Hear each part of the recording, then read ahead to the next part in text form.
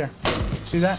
Technically, you don't even have to stop talking when you Did you even see that? I mean, that's incredible. Welcome to the Outlaw Radio Show. My name is Zach Adams, and this is the Outlaw Radio Show. Thank you so much for joining us. This is a conversation amongst a group of friends who love Jesus, who've been gripped by God's amazing grace, who stand ready to be outlaws in a world that's growing more and more hostile to the things of Christ. I pastor a church that's located just outside of Athens, Georgia. The name of the church is called Calvary 316 because we're located off of Highway 316, but there's some really good 316 verses throughout Scripture. Go to your local AI, say, give me some good 316 verses from the Bible, and there will be plenty. Our service on Sunday morning is at 10:30. If you're local, come hang out with us one Sunday morning. You can learn all about the church by going to our website, which is calvary316.com. If you're not local but looking for a church that teaches the Bible, not from the Bible, but actually teaches the Bible, verse by verse, chapter by chapter, you can go to our YouTube channel, which is calvary316.live. You can watch our service. You can also go to facebook.com/calvary316. You can watch our service there. Or you can go to my X account, which is Zach Adams, @ZachAdams, and you can watch the service, again, 10:30 on Sunday mornings. Again, such a difference teaching from the Bible versus teaching the Bible. Also, you can go to chapterbychapter.org, and that'll be a direct link to calvary316.tv.com. And yeah, Creighton looks all that shocked, but that's also a quick link to our website, zachadams.org. There's a whole bunch, churchatthedump.com, outlawchurch.com.org. There's a lot, calvarybethlehem.com. There's all kinds of domains that will send you to our website. Check it out. I'm joined, as always, by the cast of characters working from my left to right. We've got Spice Daddy. What's up, my little pepper poppers? That's right. We got the next set of them. Yeah, we're gonna be doing that tonight. You got some hot sauce ready? I do. I stopped by my local Hispanic grocery store to pick up some today. It's either your local Hispanic grocery store or Portland, Oregon, which we have some hot sauces coming. Which I forgot about because it's been a while. Yeah, but we've got some on the docket. Right. Yes. But I do have, for this set, I have one already picked out. You got a good one. Yeah, for my top one. This one I've never tried. I don't know how. Is this a top one? This is the. Are you going to do the reveal, or are we just going to do it all at once? No, he means that he has a top one. I already have the hot sauce for when picked we out. get there. Oh, okay, gotcha. Right. Yeah. No, tonight is 4, 3, and 2. Okay, and then next week will be the reveal. Next week will be the top, which I already have a hot sauce picked out for that. Okay, great. And then we're also, he was not with us last week. We had a great opportunity to have Here's the Deal with Daddy Derek, which will be releasing a short tomorrow. Wonderful to have Derek with us. Fantastic to get caught up. A lot of things happen in his life. I think you've been blessed by it. But back with us from some work obligations, we've got Dear Daddy. Yeah. You're back with us. Yeah, it was a very last minute, not planned trip, but yeah. But beneficial, good. Great. Yep. I got to ask, so we got a few group threads that we chat. Like you dropped a thing about like a devotional about time, rest, et cetera, et cetera, et cetera. God really ministered to you through kind of a devotional. You want to like just take a second here before we get to. Yeah, I was kind of workaholicing myself to death, and woke up Monday morning to get back on the grind after an unplanned week, and the whole my daily Bible study was about rest. And it was very clear that God wanted me to rest. And it was just, I tried to get into the work flow grind, and it was like, no, this is not working. And this thing is not working. And okay, back to the devotional. Today is a day of rest. And I needed a day of rest, and it was great. So you can pray to the Holy Spirit to work in your life and speak to you. If you don't listen, it doesn't do any good. So I listened. So that really resonated with me because you don't know this, but at the same time that you sent me that, so we're in at Calvary 316. We're in the midst of a series, the Harmony of History. So we've worked 1st and 2nd Samuel. We're towards the end of 1 Kings. We're harmonizing 1st and 2nd Chronicles. But we're right at this point where this Sunday we're going to transition into the life of Elijah, which I'm super stoked about because I've never taught through the life of Elijah. Like like from youth ministry onward, like I've just never had, the topic has just never presented itself. And I've been very hesitant to do topicals. Like I teach verse by verse, chapter by chapter, because I want to, like, when I get to this character, like I want my verse by verse, chapter by chapter to be like my example. David and Goliath, famous thing. I never taught about it in middle school ministry, high school ministry, at no point topical. I've never done that story because when I just wanted to wait till I could deal with it in a chronological way. Elijah's the same thing. So I'm like neck deep in Elijah. I've listened to a ton of Bible studies, done a ton of research. Elijah's fascinating. We don't know if he's actually a Jew. Like, heads Really? up. No, we have no idea if he's actually a Jew. We know he's really good at trolling, though. Oh, he's great. And barbecue. Yes. Well, God's good at barbecue. Yeah, that's true. No, there's so much about. So tune in because we're diving into Elijah starting this Sunday at Calvary 316. But so I've been digging through like the story and like I've been dealing really deep into really not what's going to be this Sunday, probably next Sunday or maybe the Sunday after, depending on the flow of it. But like Elijah, he does this cook-off with the prophets of Baal. There's this whole thing, and then immediately Jezebel's like, "Yeah, I'm going to kill you," and he gets gripped by fear, and he runs. He runs, like hardcore, and he basically kind of quits the ministry. Not like we'll get into this, but like he's like, "I'm out, tapping out." And there's this whole thing where he's fleeing, he's quit, and he falls asleep in the wilderness. And the angel of the Lord shows up and wakes him up. Does the angel of the Lord give him a lecture? No. Does the angel of the Lord give him instruction? No. The angel of the Lord says, "Hey, your journey is going to be hard. But here," and he gives him water and food and coals, and he eats, and he goes back to sleep. Rest. And the angel wakes him up again.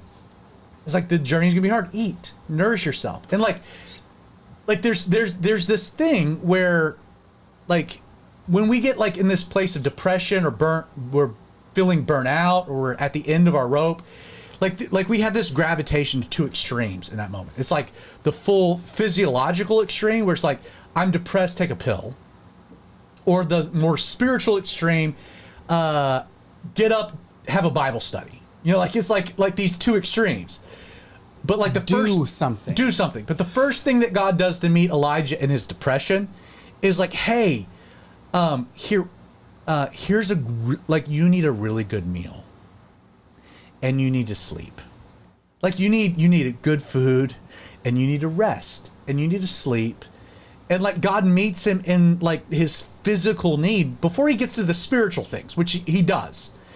And that, like, when you sent that post, like, I'm studying this section of Elijah's life, and it's like that totally resonated. Like, sometimes, you know what you don't need is another Bible study. You need to like sleep in. You need to take a day off, like sick day, you know, and like I need to go and not work today and sleep late and wake up and lay in bed with my wife all day and maybe go get a babysitter and have a good meal and some good drink. Does that apply to Sunday mornings?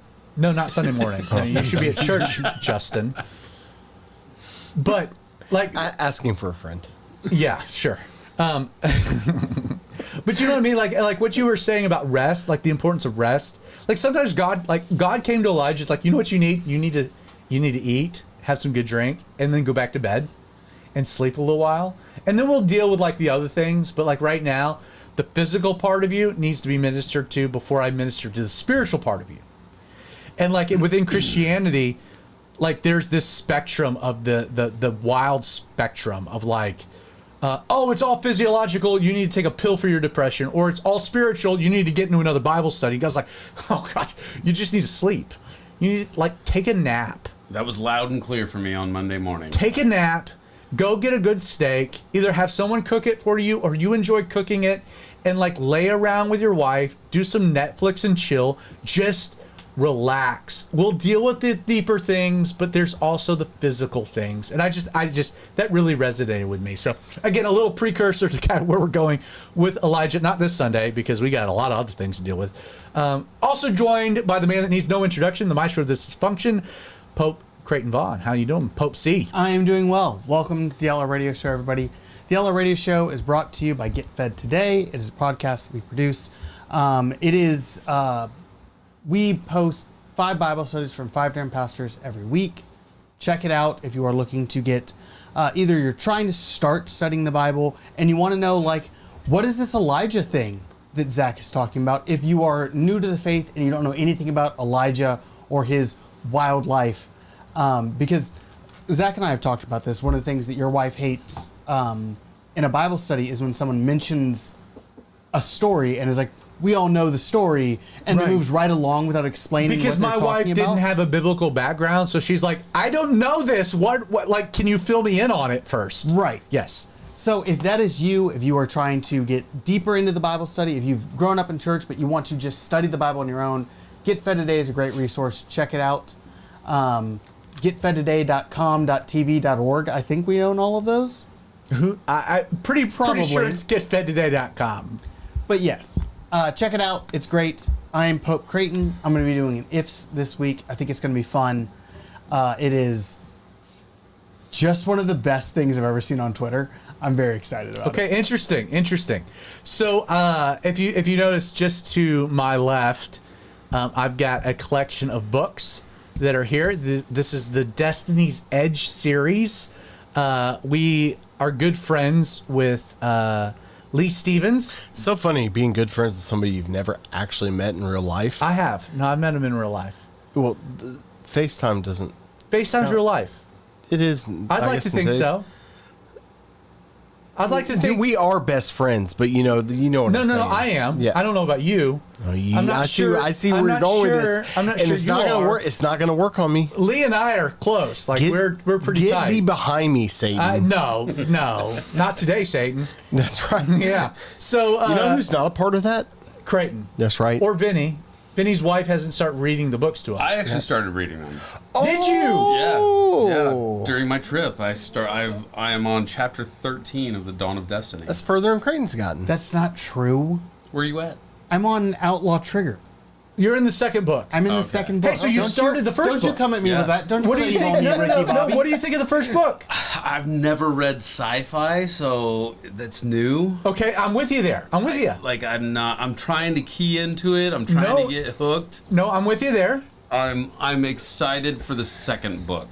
No. If this is your first time reading sci-fi, there are tropes and whatnot that you will have a hard time with. Yeah, you like will get more used to them as they The come. best part about me reading this, because I am a big sci-fi fan. I'm not. Was, so we're together. was watching Zach start reading it for the first time. And I'll never forget that day, and we've talked about it before. Sitting the at the beach? house, I'm like, Yeah, 'cause we were at the Zach beach. in about 10 minutes is going to come in here and throw the book across the room. I won't forget that because I needed. Zach was reading the second book and he Yeah. was sitting on the balcony, and I walked out to the balcony because he had just finished the first book. And I walk out to the balcony and I'm like, "Hey, is it okay if I take the first book? Like, are you done with it? I want it." And he did not look up from the book. He just goes, "Whatever, man, do what you want." And then I walked back inside and I was like, what did I do to Zach? Like, he's in a bad mood. And then that's when you were like, yeah, in about 5 minutes, he's going to throw that book across the room. And I was like, oh, You should it go to wasn't camera me. one. Yeah. Thanks It a was- lot, Lee. Yeah, that's right. It was, Oh, it was so funny. good. So, Vinny, I will say, I'm right there with you. Like, but as it develops, you're gonna feel more like Jason Bourne with like some alien stuff. Yeah, I'm more of like a Lord of the Rings, Chronicles of Narnia, You'll get there. and I'm waiting to get there. You'll get there. I've never read sci-fi. Yeah, no, I'm with you. It is It'll get you. for someone that hasn't. But that's great that you started it. Now all 4 of us are into it. Let me say this though. So I'm gonna pull this out. So this is a totally different book that Lee wrote. The World Between Worlds. So this was a totally different book. It's not part of the Destiny's Edge series. It's designed to be a trilogy. That's not in the works as of yet. It was the guy that did Dune. Actually was creating a board game. I think is the origins. Hired Lee to write the first book. There's a whole backstory to this. Wrote it. So it's kind of hard to find. Again, the World Between Worlds. It is totally different. It is bizarre. It is weird. But it's a good short read. Like it. Yes, it flows well. Yeah. However, so I started this book, and I got, I don't know, halfway through it, and even at that point, I'm like, and I was talking to Lee, and I was like, hey, I'm reading this book, and he's like, I don't think you're gonna like it, and I was like, oh, but this is your book, I'm gonna read it, and because we're friends, and that's what friends do. I see what you did there. Yeah, because Justin hadn't read it, and I'm like, hey, real friends will. This is will the read one. it. This is the Justin one time. hasn't I read No, this no, yet. I did. No, I finished did read it before it. him though. This is the one time that Zach recommended me to read one of Lee's books. Yeah. Gotcha. Yeah. I feel real good about that because I finished it before you. So I'm having a conversation with Lee about this, and I'm like about to quit reading it. And he made this comment that like it's my wife's favorite book. Of everything I've read, of everything I've written, it's my wife's favorite book. And I'm like, okay. I gotta kind of keep pushing here. That's high praise. Like I'm gonna keep pushing here because I know Lee, and for a woman to be married to Lee, she has to be a special lady, and to be that special of a lady, I've gotta like honor her by keep reading. But I finished the book like middle of the point. I understood what he was doing. It pivoted, and I told Lee when I was done. It was like 11:30 at night. I finished this book. Actually, no, I hadn't even finished it. I was like maybe 2 chapters left. I text him, and I'm like, "Hey, man, this is what you'll be remembered for. Like, you will not be remembered for Destiny's Edge. You'll be remembered for this book, because this is the closest thing that you've ever done to C.S. Lewis or Tolkien. Like Wow. the allegory, the spiritual angle, the examination of humanity and what makes humanity tick, like the deeper spiritual allegory that is at play at this, a very fun fictional story, is so deep and complex and multi-layered. I told Lee, I was like, you're gonna this is the book. I totally agree with your wife. This is the book. And he texted me and he was like, can you FaceTime? So we talked for like an hour. And we talked about it, and then we get off the phone. I finished the book, and I totally agree with it. I really hope, and I told him, I was like, if we're gonna have you on the show to do an interview, we'll talk for 15 minutes about Destiny's Edge. This is the book I want to talk about, because it is the depth of the things that you're bringing up about humanity, spirituality, about salvation. This is superb and powerful. Now, you and I, Justin, I know you've finished it since we've talked. We have not talked about this, and I don't want to spend too much time. We're already 22 minutes into the show. But what do you think about it? It was really good, really different, but still sci-fi, which I really enjoyed. One comment I made in our text group was, well, you had a problem with some of like the right. the sister like, drama. What? Yeah. Other than that, I really PTSD from that. Yeah, because there's a storyline right. of an aunt and her 2 nieces. Right. But like the one thing that struck me is like Lee's really good at killing off my favorite characters. You can't get that deep into it. I'm not going. I I'm just going laughed to, at you because I don't want to say who it is or who what happens. So his vision, but like his vision for the next 2 books, if they could happen, right, is that he will write each of those 2 books as back-to-back perspectives of 2 different aliens. Okay. Yeah, So you see what I'm saying? I liked how he kept switching between the 2 different characters, but like, So good. which I went on. It's so good. Which I immediately went on and did a review on Amazon. Which anyone that likes the series should do. Right. But I was like, I read this while I'm waiting on book 7, Yes, for sure. and I instantly wanted this to be a series in of itself. 100%. And gosh, I gotta be careful here. Yeah, it's But like Lee, like Destiny's Edge, Lee has total creative rights to. right. This book, he got hired to write. So, Right. in order for there to be more of that book, the main creator of the because it's a board game that's a thing, has to get bought into it. And so, like, we're gonna promote this, and we're gonna figure out how to do more of that. I don't know if this is the beginning of it, but like my only point is like there needs to be more of that book. I can't wait for book 7, 8, and 9. I know the titles because, you know, I'm friends with Lee, and Justin might not be fully in the loop on the storyline, but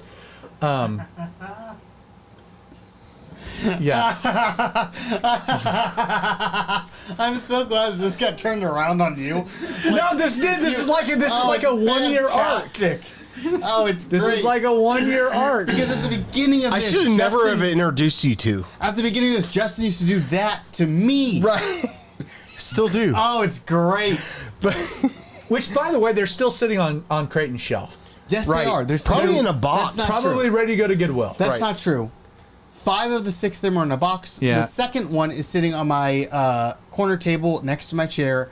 I am going to read it. I'm going to read. It's actually on the floor. It's a book. It's not, a doorstop. It's not He's using Lee's it. fault. A video game came out shortly after I started the second book that I'm very into. Yeah. that I is can't the do both. worst excuse I've ever heard in my life. Well, it's an All right, let's get to explanation. tonight's episode.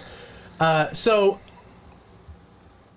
we're going to talk about something very deep tonight, and it is an incredibly controversial, complicated discussion.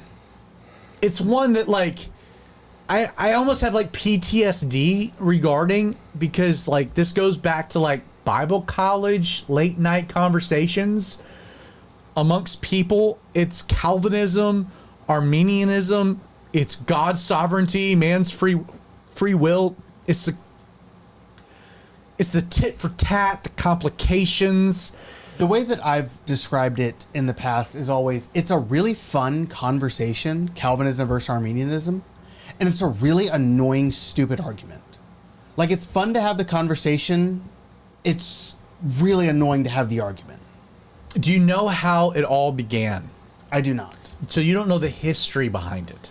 No. So we're going to get into the actual history behind it. Because interestingly, so the 5 points of Calvinism, which gets summarized in an acronym called TULIP, was a response to an Arminian position related to the teachings of Calvin. So the teachings of Calvin produced this response from a group of people producing a particular argument that resulted in a convalescence, a grouping discussion that produced a response to the Arminian argument that yielded for us the 5 points of Calvinism. Now we're going to get into the history of this, how that all happened, what all that means, the counter arguments, how all that's applicable. We might lose everyone like within 30 minutes of this conversation. I hope to hold you by setting the conversation in a creative way on a TV show that's recently come out on Amazon Prime. So a couple of years ago, there was a show that was produced, it was released, it was like in the middle of the pandemic. It wasn't released on Netflix or Peacock or Amazon or any of the big stream. I think it was Tubi. I don't even remember how Jessica and I stumbled across it, but it was called Jury Duty. that was the name of the show. Now, the premise of the show, but maybe before I get to the premise of the show, let me give a contrast. So, there's a famous movie called The Truman Show, starring Jim Carrey. And the premise of The Truman Show is that this child is born and gets purchased by a production company and gets placed into a totally fake world. So they create this entire gigantic bubble sphere. Biodome. A biodome. It's a fake world. Love that movie. I know you do. Biodome's a different movie. Oh, sorry. Pauly Short, I think, is in Yes, it Biodome. is. Yeah. Totally different movie. So there's this fake world that's created that this child grows up in. Truman, played by Jim Carrey. And so everything in his world is fake. The scene, like all the scenes, the houses, the town, everything is basically a gigantic studio. Even the ocean that exists is controlled. The sky's controlled. Like every part of his world is manufactured. It's a 24-hour, 7-day-a-week TV show that's being broadcast.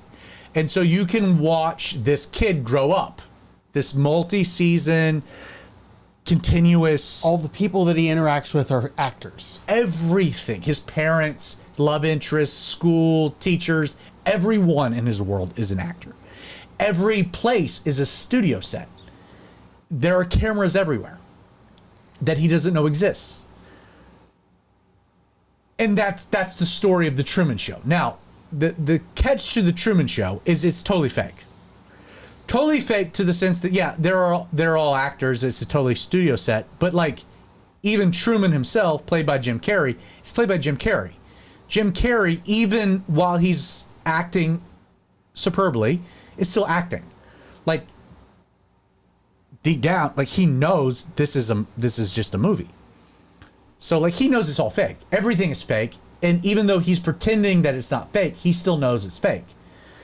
So they came out with this show, Jury Duty, a couple of years ago. And the premise of the show is that they're doing a documentary about a jury. And so they're documenting a standard jury. And so they begin with like all the people that are showing up that have been sequestered to be potentially on the jury. They go through the jury selection. They go through the selection of the jury foreman. Like there's a case that's actually there, a judge, prosecutor, a defense attorney, a defendant. There's a whole court case. There's bailiffs. There's a whole thing. They get sequestered at some point. They go to a hotel. Everyone in the hotel. Everyone in the show is an actor. Everyone, but one person. There is one person in the show that thinks he's actually in a jury. Like he is not an actor. Like unlike the Truman Show where Jim Carrey is an actor, like this guy's not an actor. He is completely convinced he's in a real thing. And there's a documentary being conducted about this particular jury, and he becomes the foreman. There's a whole thing. And there's like, it's an 8-episode story, 7 episodes. He gets faced with all these different things. At the end of the 7th episode is the reveal. Like, hey, everything you think is real is fake. And then the 8th episode is filling him in on how they pulled this off. Like, it's brilliant. It's funny. It's really funny. Well, February of this year, they came out with a sequel. So the sequel is Jury Duty Presents Corporate Retreat. So the premise of this, and now all of this is on Amazon Prime. So Corporate Retreat's on Amazon Prime. They've now put Jury Duty on Amazon Prime. Amazon Prime has it all. So again, if you're going to watch this, watch Jury Duty first and then Corporate Retreat. Although we'll spend most of our time talking about Corporate Retreat for our purposes tonight. But Corporate Retreat, the premise, and there's no spoilers here, is the idea is that there's this company. It is a local hot sauce company. It's a family-owned company, small company, called Rockin' Grandma's. It's a hot sauce company, and it's owned by... Sounds like a dream job. Right, I know, for sure, Spice Daddy. You should have been picked for this. That would have been hilarious. We need to see if we can get some Rockin' Grandma's hot sauce for Justin. We should figure out how to, like, if you guys, fans of the Spine, figure that out. Sponsorship. slots are available. Yes. Now, we're not getting sponsored by anybody, but we are giving a big plug to Corporate Retreat and Jury Duty in Well, the general. only one I'll accept is a hot sauce sponsorship. Well, okay, I get you. So the premise of this is that you have this mom and pop hot sauce company, Rockin' Grandma's, and you have this older gentleman whose grandma had this sauce, became a company. He runs the company. He's going to hand the company over to his son. His son is not necessarily part of the company. He's kind of Dougie Jr. Doug Jr. is kind of a wild card. He's coming into the company. He's the quintessential Nepo baby. Yes, like so he is part of a failed reggae band in Jamaica called Jive Prophets. You know, and he's coming in, and like the whole premise is that there's going to be this transition of the company from the father to the son, and they're going to do this corporate retreat. So they're going to take all the employees to this retreat, and it's like a 10-day retreat. They're going to transition all this. Well, in order to do the retreat, the company needs to hire a temp to help with the head of HR to pull it off. So they do like 10,000 resumes. They put it on all the different platforms. They hired this guy, Anthony, to be a temp to help pull off this retreat. Now, the company's fake. Every employee's fake. The corporate facility that they go to, the retreat facility, every part of that's fake. It's all pre-structured by the company that's doing this thing. It's a documentary. So there's a documentary following the transition of the company. But everyone in this show is an actor. Even when they go off-site to a restaurant, everyone in the restaurant's an actor. All the waitresses, the help staff, everyone you see in the show is an actor, except for one person, the temp. So the temp gets hired, this guy Anthony, to help pull off this retreat. It's hilarious. I want to pause. Creighton, I told you a couple weeks ago about this. Yes. So just maybe kind of explain your angle of what I explained to you and how that played out. So when you explained to me, I had watched Jury Duty, and I did not know that they had made a second season, and I was very excited to watch it. And it is one of the most ridiculous things. I preface this hard, though. The best part of the show is watching Anthony, who is just a normal dude who thinks he's experiencing normal people, deal with the ridiculousness and watching his like normal reactions to ridiculous things. I think that the best part of the show is him.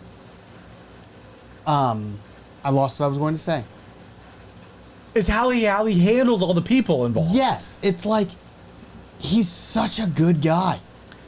Yeah, the profile of He's such a good guy, and he handles it great. the profile of who they have in Jury Duty, and then how they profile the guy in like the algorithm. They do a very good job. It's unbelievable.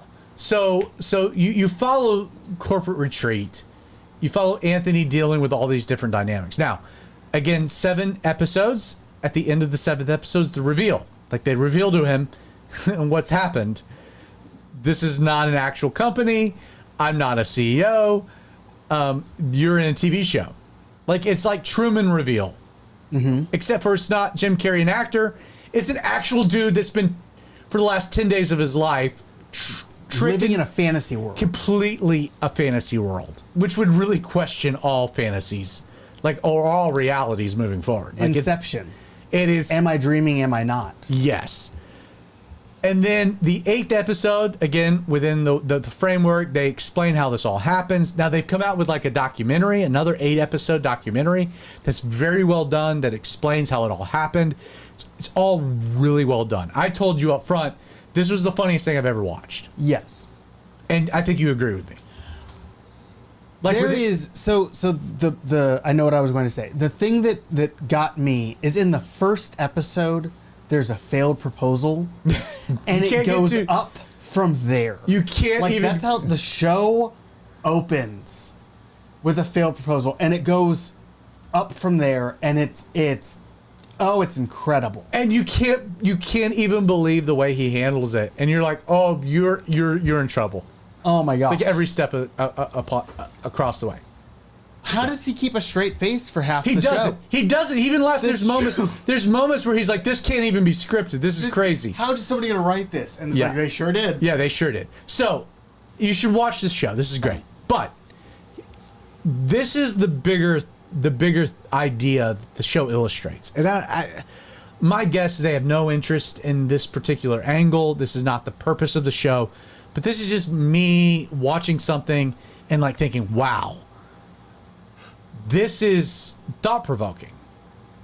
Because so what makes corporate retreat different than jury duty is that corporate retreat is all scripted. Like they take months of rehearsals. Like everything they do is to get Anthony into a position where he'll make a certain decision that then perpetrates the continuation of the storyline. Like at any point, like if he goes the other way or he doesn't like play ball, like this whole thing implodes. Like it's such a vulnerable dynamic. Like it's bonkers. But the whole idea is that they're moving him through this story, getting him to the end where he is placed into a situation where he has to make this gigantic, like ethical. He's in a conundrum. He has to make an ethical decision. And the whole show hinges on does he or does he not. And I'm not going to explain what he does or not because you should watch the show. But what really was provoking to me was that like at no point in the show does Anthony lack free will. Like he's not forced to do anything in the show. Every decision he makes is completely a free-willed decision.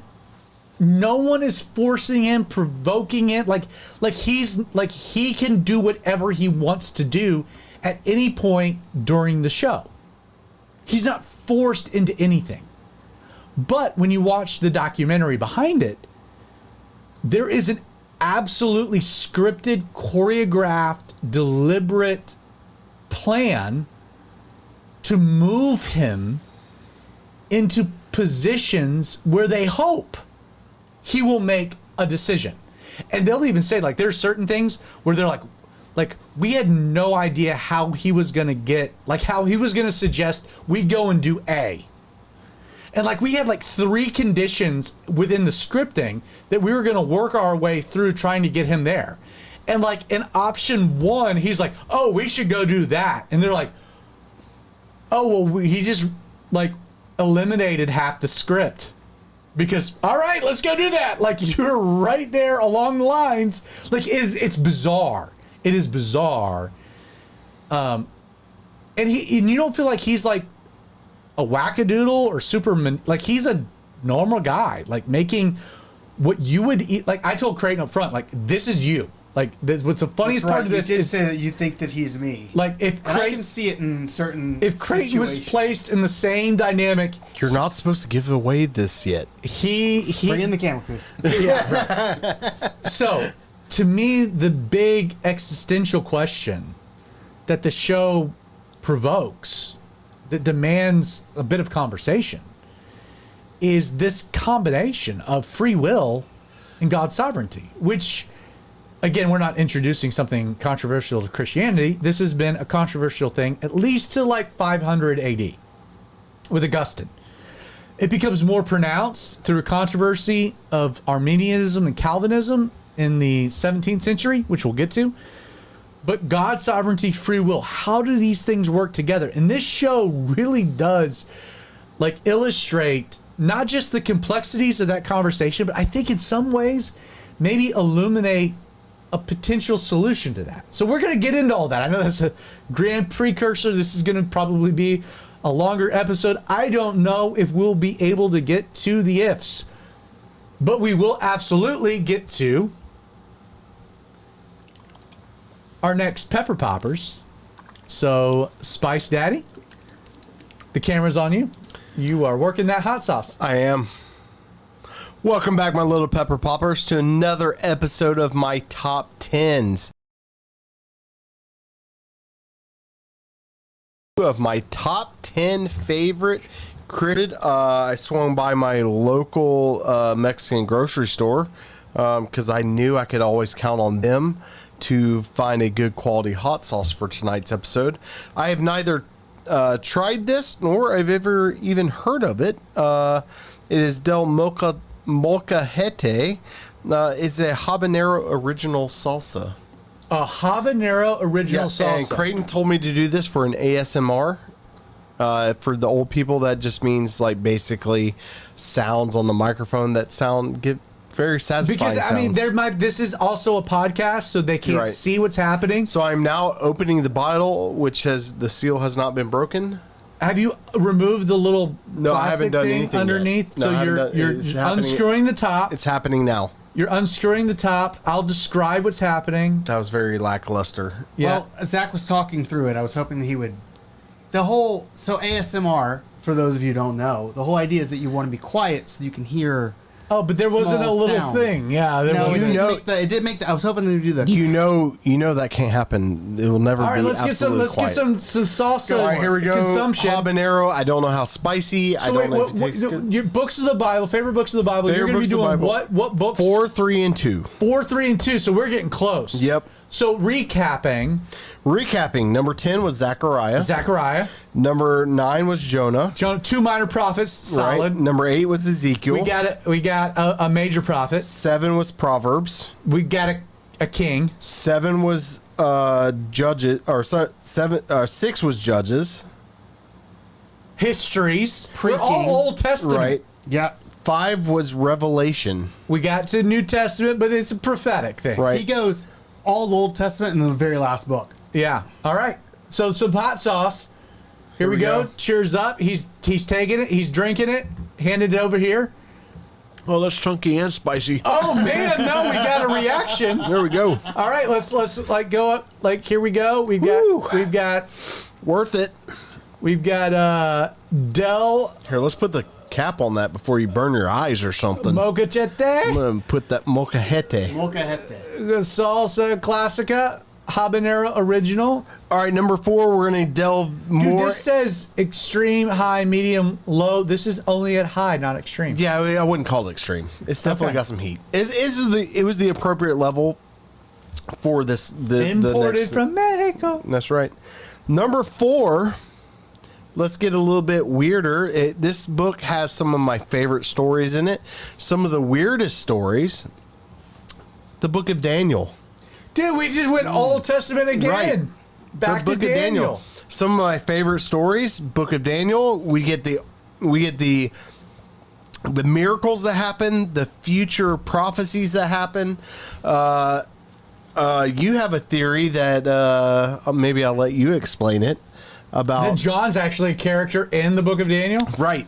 Yeah, no, that's the thing. You could. I never thought about that before. Go to Calvary316.tv and go to my Daniel series and go to the later half.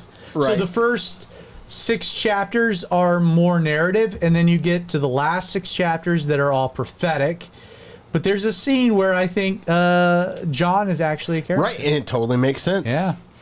All right, number 3, one of my favorites. A lot of scholars consider this the oldest book in the Bible. Oh, I like it. It talks everything from Job. yeah, Job. get a job. Anyway, talks about dinosaurs, talks about just tragedy and things like that, and how to deal with it. The Book of Job. You know, when I hear the word Job, I always think there's money in the banana stand. Gob. There's always money in the banana stand. Vinny, are you going to hit that up? I did. That's very chunky. Yeah, like I said, That's hard to swallow. That is chunky, and then it makes it sit in your mouth for a while, so you get that heat. So, That like, is- what would you add that to? Like, that's more of a salsa, not a hot this sauce. is going in my lunch tomorrow. I would put that straight in a blender and make it silky smooth. Some people like the So chunkiness. Job, man, is not what I'm you're looking for. all like you No. got a thing about the New Testament. I love. I mean, Old Testament. You got a prejudice against the New Testament because Well, you're all I mean- Old Testament. I was an archaeologist, and the older the better. I see what you're doing. Just for the record, I would like to say that if you haven't read Job and studied through it, you definitely should, because boy, is it the best It's the best book to deal with suffering in the Bible, for my money. Well, so what makes it profound is that if it is, and I think I would agree, the oldest book of the Bible, potentially, so Job doesn't mention Israel or any of that, placing chronology prior to the flood. Again, you have the Leviathan mentioned, potential dinosaurs in that sense. Behemoth. It means that, like, what is God's first word to humanity? It's that, yeah, life stinks. And there's a lot of suffering, and you're not going to get why, but I'm going to reveal who.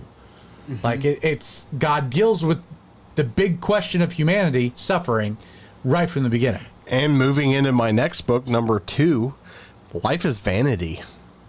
My favorite book. Right. Ecclesiastes. Dude, we're all Old Testament. Right. Vanity of vanities. Vanity of vanities. And the older I get, and I guess this, I don't know, you're pretty old now. Thank you. I am. Things you once thought were important are not important. And this book just kind of points that out, and I love that. Maybe talking to the older people, maybe talking to the younger people. Things you thought were important just don't add up. But what's cool about looking at the book of Ecclesiastes as a Christian and going through different teachings and stuff like that, preferably and as a Christian, the 1,000-year reign of Christ when we're back on the earth. Yeah, this short life is vanity, but our next life isn't. I have a distinct memory from when I was in high school. My Latin teacher talking about the book of Ecclesiastes, and he described it as the most depressing book he'd ever read.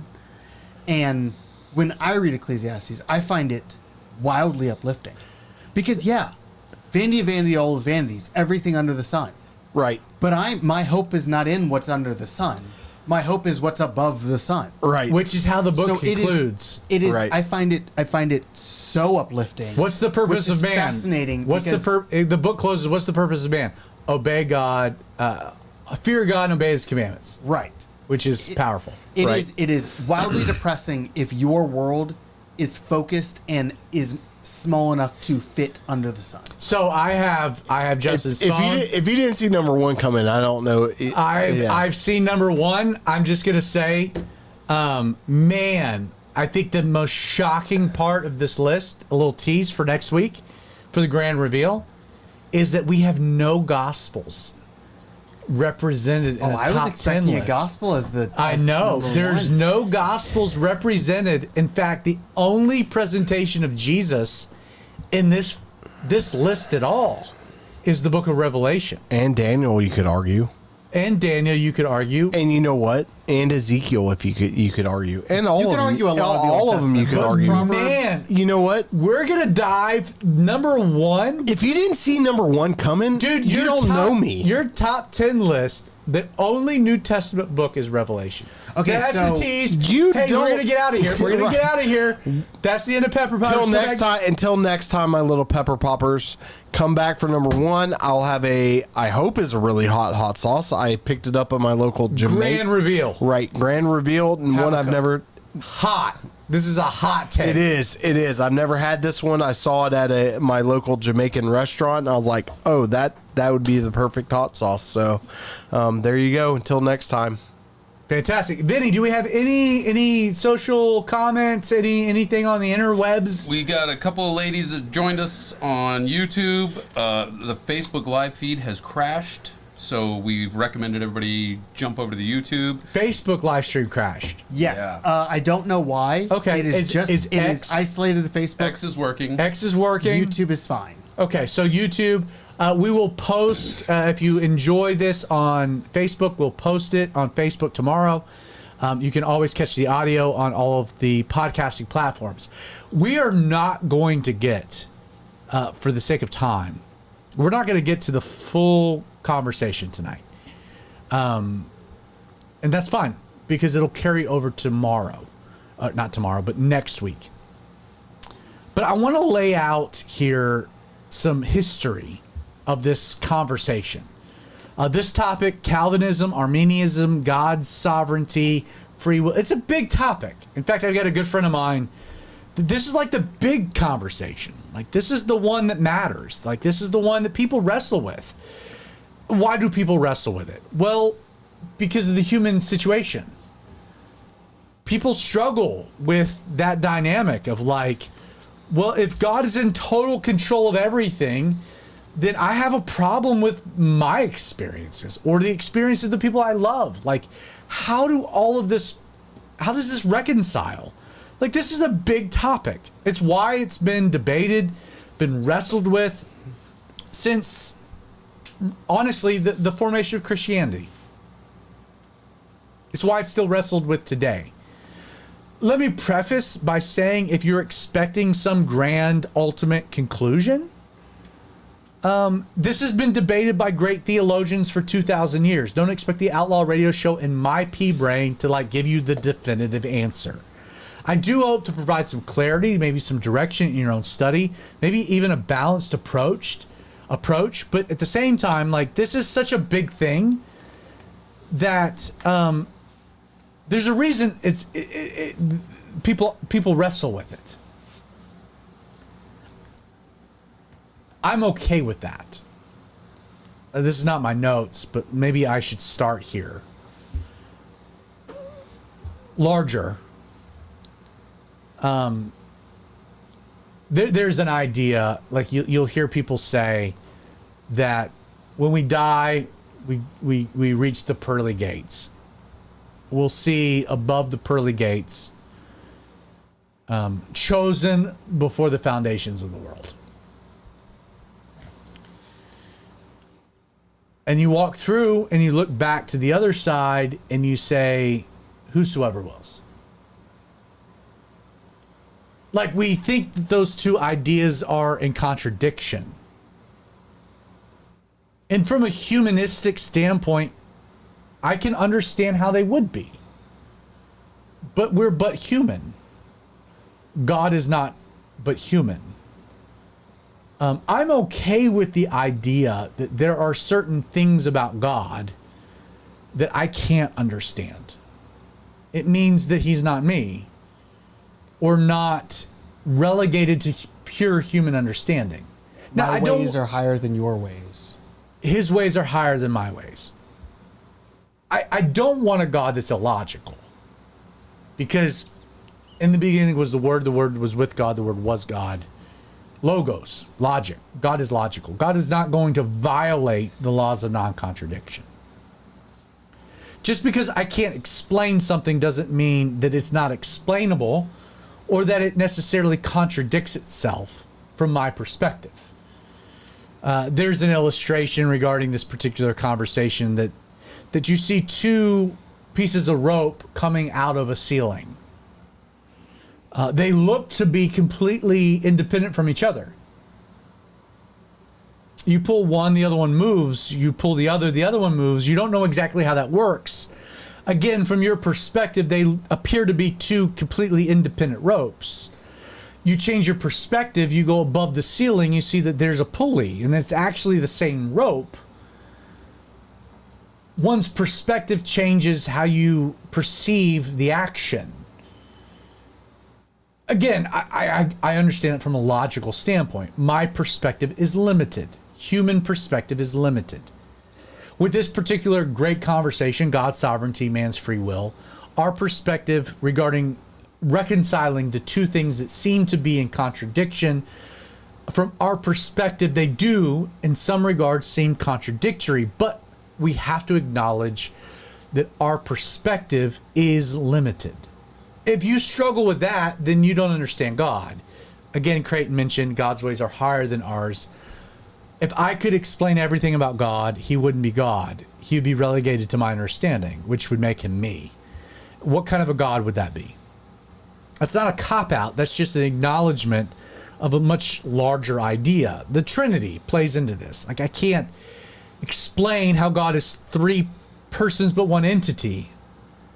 I can understand how there can be three persons in one entity, because a person and entity is two different things fundamentally. I don't know how that reconciles. We can try to play out you have an egg, shell, yolk, the white part, three things, three different entities, or water. You've got solid, liquid, gas. Still, there's a limit because they're not the same thing at the same time. 1 plus 1 never equals 3, but 1 times 1 equals 1. 3 individual things multiplied together equals 1 thing. Mathematically, that makes sense, but that's still a really weird thing. Mathematically, 1 times 0 doesn't exist. So if I take one thing, I multiply it by a 0, which is not a number, it just disappears. Like in the natural world, there's no correlation. But mathematically, that's the truth. We understand that's the basic concept of a black hole, where matter disappears. The multiplication of anything to 0, like 0 is a non-entity. I can understand if I take a rubber band, physical thing. So, Vinny, if I take a rubber band, physical thing, and I multiply it by 1, what happens to that rubber band in reality? It's just a rubber band. It does nothing. The rubber band stays a rubber band. If I take the rubber band and I multiply it by 2, what happens to the rubber band? It gets cut in half. No, it doesn't. It expands by 2. So it gets twice as big. If I take a rubber band, I multiply it by 4. It expands to a 4, like 4 times the size. Like it's now 4 times what it was. The A times 4 is the A expanded 4 times what A is. Like that's the concept of the math. If I take a rubber band and I multiply that rubber band by 0, which mathematically is a thing that exists, what happens to the rubber band? It doesn't exist. It disappears. 0 is not a number. It's the absence of a number. It's why on your phone or a keypad, you have 1, 2, 3, 4, 5, 6, 7, 8, 9, and then 0 in its own column. Why is that? Why is not 0 before 1? Because you have to add a number for it to be a number. It doesn't exist. It's not a number. It is nothing. It is nothing. In fact, the entire way that a computer works is that a computer exists in the imaginary. And thus, a computer is completely like binary, is the combination of ones and zeros. The non-existent. Zeros, because we're talking about an imaginary world. In fact, the only way you program is to use zeros. You remove the zeros and the thing ceases to be. It's the whole like Y2K. Like what would happen when we get to 2000? Like what happens? Like we didn't know because everything we like theorized, like things shut down, like things freak out. You can see like old like analog computer systems that get programmed to 0 and they start clicking over and over because they don't know how to deal with it because it's an imaginary thing. There was a few years ago, there was a defect in iPhones where if you set your iPhone date back to, I think it was like January 1st, 1969. Your or alarm something, didn't go off. It would brick your phone.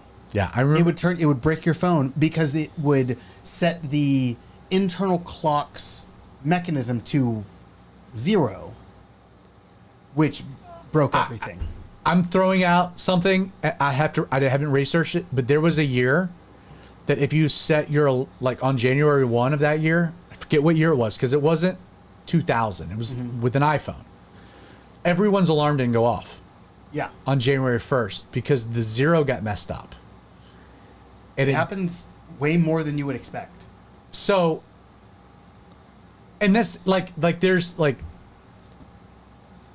it like there's theories that if the Greeks had accepted, so the Greeks rejected the idea of a first cause of a 0 of an uncaused cause. They rejected that idea. The Greeks in mathematics rejected the idea of 0. If they had accepted it, they probably would have invented the computer 1,000 years before we did, 2,000 years before we did. Like again, my point is that when we introduce God, in the beginning, God created.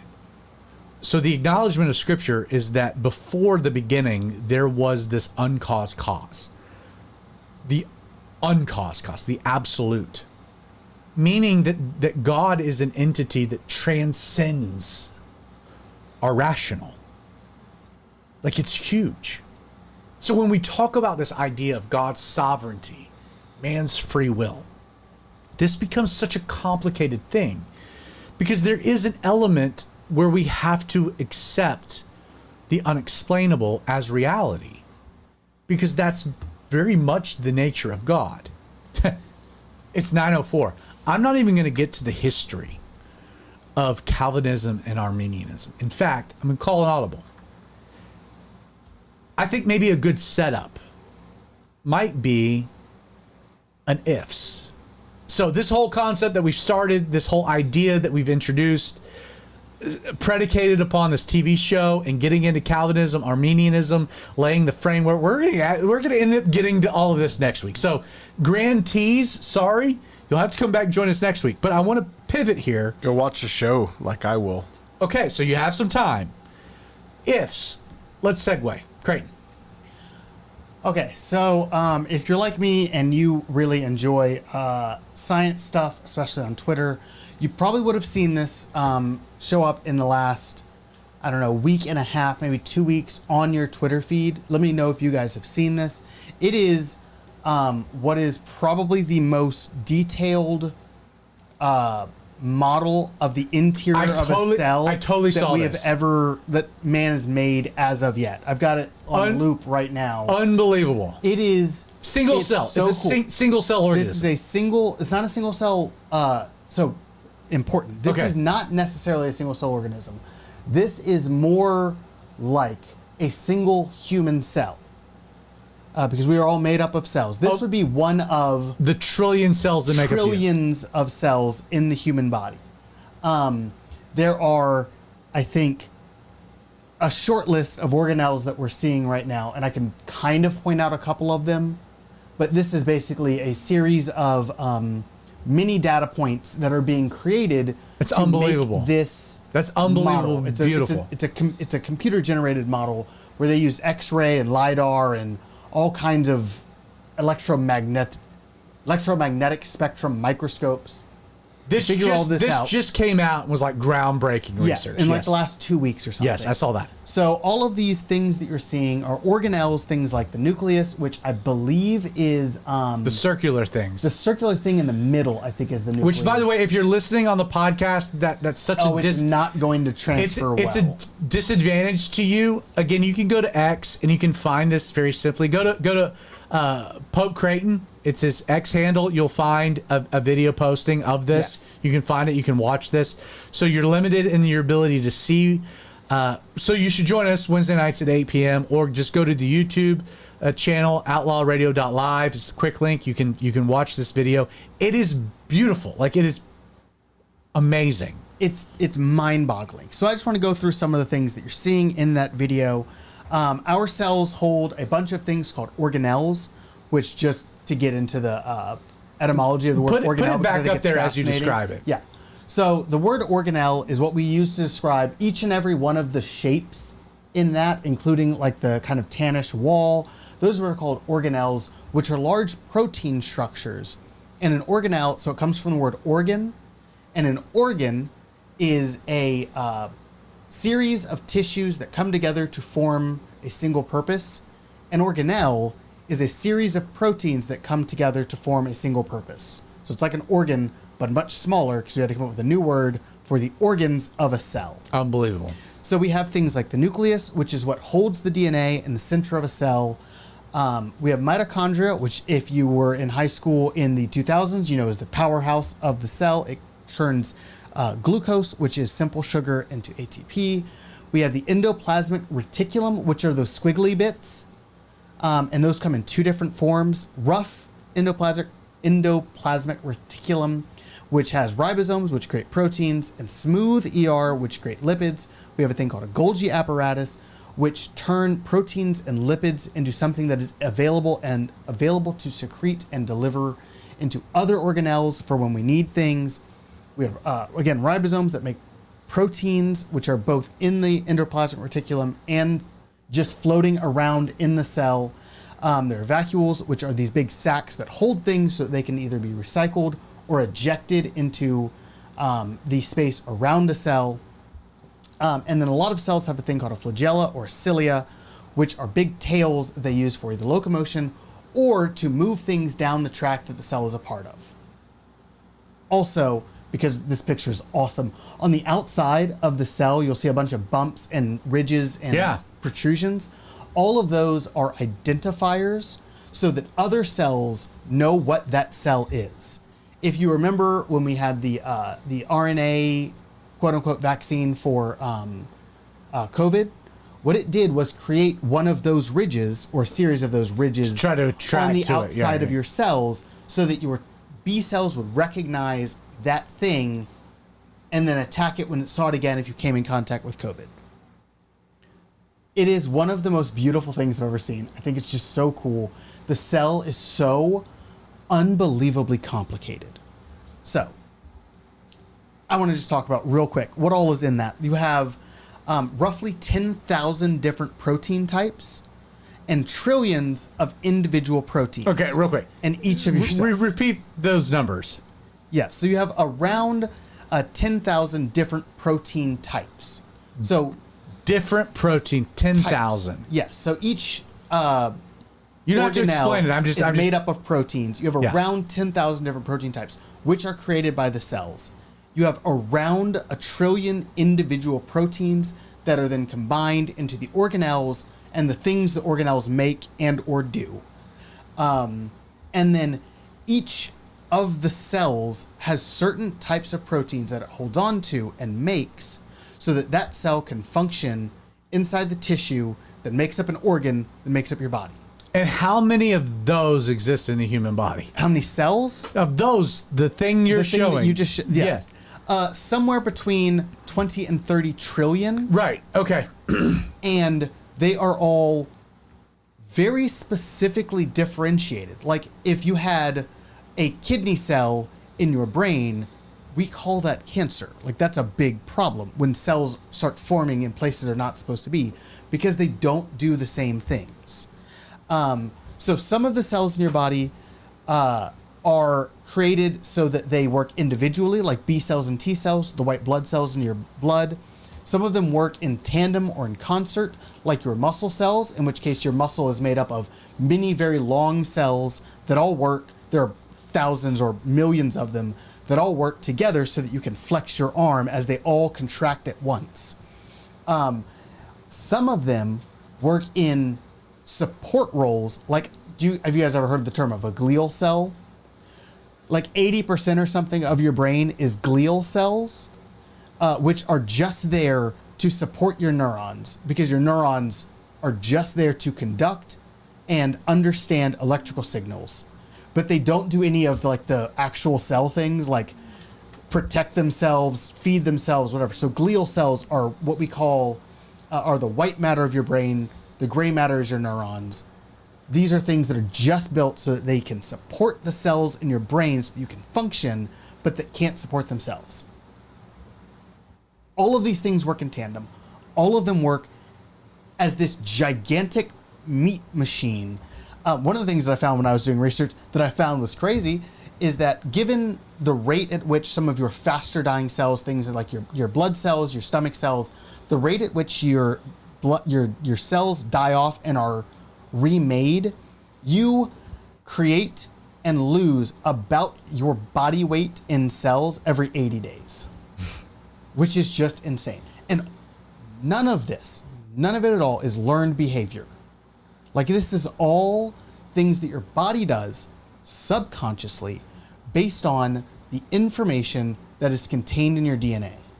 All of these things your body is doing, we are creating. I looked it up earlier. It's something like 1 billion cells die every minute and are remade every minute in your body. Again, this is not a learned behavior. This is not something that you control consciously. This is not something that you do. It is what you are. And all of it is coded by your DNA which was created in the first moment of your existence, when your father's gamete met your mother's gamete, and the two of those haploid DNAs combined to make your single DNA strand at the moment of conception. Your whole body was coded. All of these things. Trillions of cells that To automate. To automate, to just do it. Trillions of cells that do hundreds of things. All of it was designed. And it was designed and it was made, for me, about 33 and a half years ago. What I find even more cool than that is that all of these things, as you touched on before, is that all of these things were coded when you were conceived, not when you were born. Topic for a different conversation. But when you were conceived. And God tells us that he knew us even before then. He knew us before the foundation of the earth. And he knew us, and he loved us enough that he made just the most, again, I'm going to show it again because it's so cool. He made this, we haven't seen this in 6,000 to 10,000 years. This was something that was just happening in all of us trillions of times a day. And no one ever saw it or knew that it was there. And wait until every part of that, put it back up, that every part of that we will discover. And it will break down and get more complicated. Has the same deep complexity to and it. he made it all just because he thought, oh, there are going to be people that are going to look at this and it's going to fill them with joy. And I'm that guy and I love it. And that's basically all I got. I just think it's so cool. And he made it so that we would enjoy it and that he could show his grandeur in both the heavens with the stars, which a lot of people think are beautiful, that I don't care that much about. And he made it in the smallest part of us, which I do care a lot about. Well, we're told that it's in his creation we see his handiwork. Yes.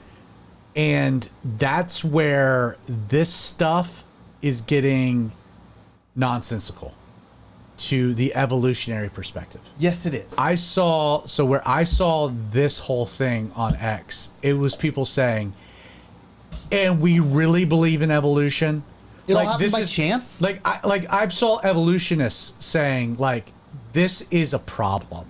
Because there is, like, again, Darwin's Black Box, Michael Behe wrote a book, and the whole idea that Darwin had was predicated upon that the smaller things got, the more simplistic they were. Yes. That was the premise to Darwinism, is that the only way that the evolution of the species could happen is that the smaller things were, the more simplistic they were, because it's the only way, mathematically speaking, replication could take place to adaptation, to betterment, to evolution. Yes.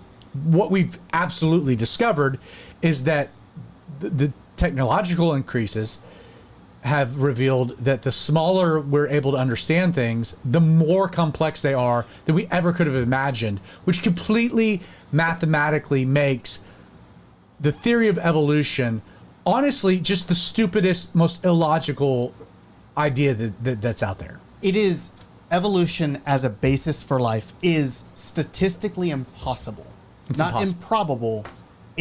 There is no amount of time that you can give for the things that we see on Earth to arise separate from an outside force. Yes. So again, going back to it's so cool that God wrote it. Like there has to be a designer behind the more intricate the thing, the greater the design. Yes. Meaning the designer. So a creation always points to a creator. Now, where we'll tie this in is, like, if God is that specific to ourselves, do we think he's also that deliberate to our lives? And that ties into this greater conversation regarding God's sovereignty and our free will, how this all ties together. Calvinism, Arminianism. Again, we could go to 10 o'clock tonight or 10:30, but we're not. So you'll have to join us next week. Before we close out, Vinny, anything on the interwebs or any thoughts that you have about the whole topic in general? I mean, it's funny for me because I never have any clue what is going to be discussed here. I just get here and get thrown into the middle of it. And as a young child and a very, very young Christian, I saw the Truman Show, and it freaked me out. Not gonna lie. Like, as an 11-year-old kid in very, very rural Montana that had not been exposed to a lot of the world, like the thought of millions of people watching me, like, I thought that was real. That movie actually made me stop being a bad kid, and I started being a very well-behaved child because I thought maybe it was like a hint that everybody was watching me. But the realization that I took away from that show is that God is always watching me, and it's made me a much better human being than I probably would have been if I'd never seen that show and never been introduced to a relationship with Jesus Christ. And as far as the Trinity goes, you know, it's, for me, God is who I speak to, worship, and converse with. Jesus is my best friend that died for me so I could do that. And the Holy Spirit is who walks with me day to day and nudges me and whispers to me when he knows I'm potentially about to make a bad decision or make an unwise choice or fall into sin. So it's, all three are something extremely different but very, very applicable every single day. Amen. Spice. Kind of reminds me of one of my favorite quotes from C.S. Lewis, and I've said it before. He basically said, whatever we do, he'll make good of it. Not for good of us, but for good of him. And it's just one of those things where I take reassurance when I'm being dumb and messing up, which I constantly do. He will make good of it. And so those moments where you think that don't have a ripple effect on other people's lives, maybe they do in the long run. I mean, you look at people like Billy Graham, you think, oh, he was a great evangelist and stuff like that, but then who was the guy that led Billy to the Lord? Who was the guy that led that guy to the Lord? It's Who is the Ananias? Right. And so just speaking to the Christians that are out there, you're just like, you don't want to mess up, but God will make good of it. He will use you and use your life. Whether you think it has an effect, it might not have an immediate effect on the people you think. You might think you're supposed to be like a Billy Graham where thousands of people are coming to know Christ from you talking, but maybe it's just that one person who then leads somebody else, who then leads somebody else, who then leads. And we won't know that until we get to heaven. So, Vinny, touching on something that you brought up, in Hebrews 11, we're given the Hall of Faith. And so Paul, I think the author of Hebrews, rolls through this list of Old Testament heroes, you know, that were judged not by necessarily their works, but by their faith, you know, the Hall of Faith. Faith is the substance of things hoped for, the things not seen. And he goes through and he says, by faith, Abraham, by faith, Moses, by faith. He goes through this list. You know, he closes the chapter, he says, and all these, having obtained a good testimony through faith, did not receive the promise, meaning that they were still looking for something, right? God having provided something better for us, that we should not be made perfect apart from us. Then he says, chapter 12, therefore. So in the context of all these people that were looking towards a promise, Jesus, walking in faith, he says, therefore we, and that's in the present tense, we, those of us who are alive on the earth, active, at work, whatever, we also, since we, again, present tense, living people, are surrounded by so great a cloud of witnesses. Let us lay aside every weight and the sin which so easily ensnares us, and let us run with endurance the race that is set before us, looking unto Jesus, the author and finisher of our faith, who for the joy that was set before him endured the cross, despising the shame, and is set down at the right hand of the throne of God. Interesting. Therefore, so in the context of the things he just said, here's an exhortation to we, because we are surrounded by a cloud of witnesses, speaking of all of these Old Testament saints that ran a race looking towards the promise of Jesus. Let us then do this in the race that we have set before us. Like, you made the comment, like, looking unto us. Like, in the grand scheme of eternity, like, there is the cloud of witnesses in heaven that are looking to us because we have such a great advantage over them what they had.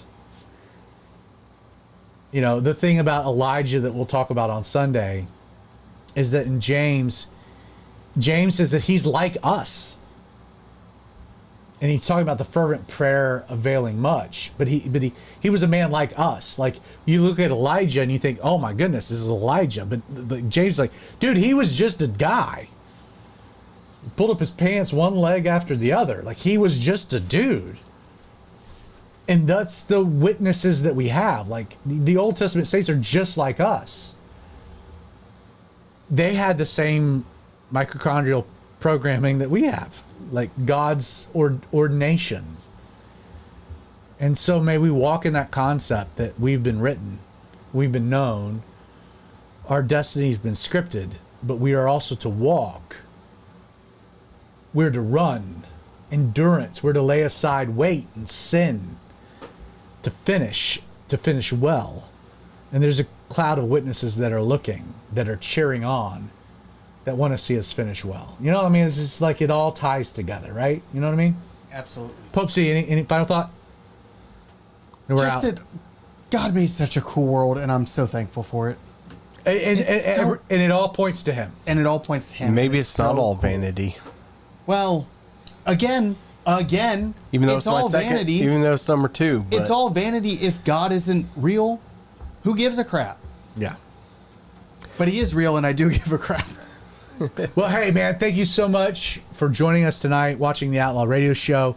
If you haven't done so already, hit subscribe to our YouTube channel. Be sure to turn on your notifications. And then please, if you're watching live, check out the podcast, Apple and Spotify. All of the audio of tonight's episode will be released in podcast form tomorrow. If you're listening to the podcast, man, I encourage you, join us live. OutlawRadio.live is our YouTube channel. Facebook.com/The Radio Outlaw is our Facebook channel, Facebook page. And then you can also watch us at Zach Adams. That's my X account.